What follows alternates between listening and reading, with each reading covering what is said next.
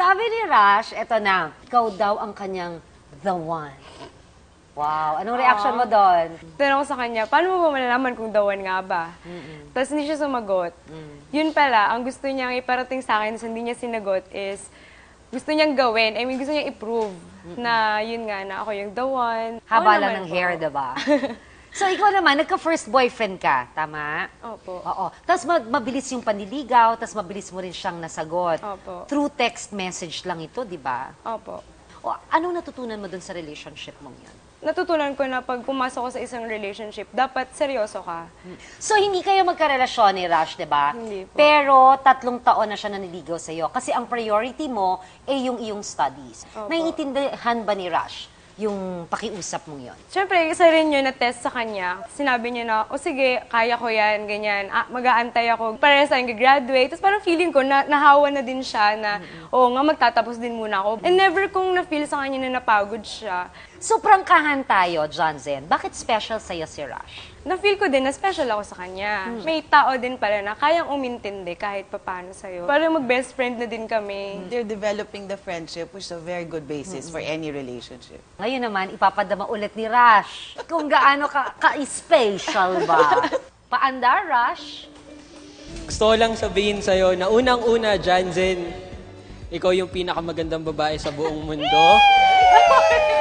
And gusto ko lang sabihin na alam kong cheerleader ka at ako magsisilbing spotter mo para every time na ibabato ka nila, sa akin pa rin ang bagsak mo. Next thing, kala mo yan lang ha. Next?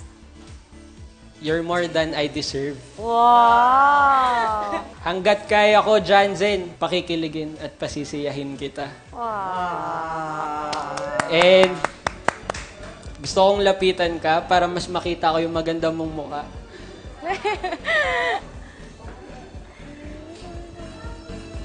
Gusto ko lang sana tanungin sa'yo kung sasagutin mo na ba ako?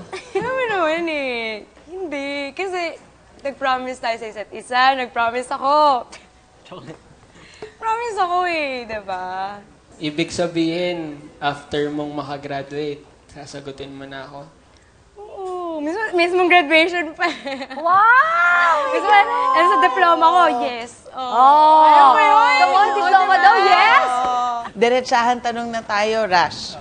So, kumbaga sa status sa Facebook, ano ba kayo ngayon? Kung meron lang po na nakalagay sa status doon na mutual understanding. Agree ka ba na ganun ba ang tingin mo rin? Opo. Andun yung pinaka-safest na status na meron kami. Rush, meron kang nakalimutan na ibigay Oo nga po eh, medyo- sa iyong the one kanina. Medyo nararamdaman ko eh. Medyo dito ata. Excite ka eh. Ito Oh. ata yun eh.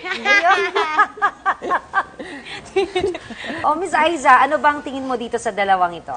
Sabi nga nila, no, parang MU na sila, mutual understanding. Rush, anong na-achieve mo? Ano nakukuha mo sa paliligaw sa kanya? Isa lang po.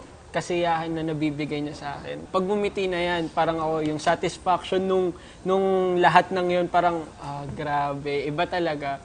Jansen, ikaw naman, ano masasabi mo sa mga sinasabi ng iba na baka pinapaasa mo lang daw si Rush?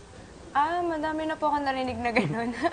Kasi minsan may mga bagay na kailangan patunayan mo sa kanila na hindi totoo yun. Para hindi nang gagaling sa amin, vocally na, pero mapapakita namin na hindi totoo yung sinasabi nyo.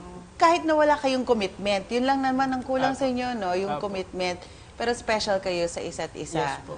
At friendship. Parang, ang ganda, ang saya nila kasi para silang magbarkada. Talagang close friends. At yun naman ang purpose ng panliligaw. Hindi lang mapasaya si girl, kung hindi pareho kayo, kinikilala mo si Jansen, kinikilala ka rin. At bilib ako sa inyong dalawa kasi nire-respeto nyo yung mga ipinangako nyo sa inyong magulang, lalo ka na John Zen. Alam mo ang priorities mo, your studies, yung pangako mo sa magulang mo, at yung pagiging cheerleader mo, di ba? Na bilib naman ako sa iyo, Rush, kasi iniintindi mo si John Zen. Ayan, maraming salamat sa iyo, Rush. Salamat And good po. luck. Kaya mo pa maghintay ng 2 taon, tama ba? Kayang-kaya po. Kayang-kaya. John Zen, thank you so much. Bilib ako sa iyo. Pag-aaral priority. Thank you very much.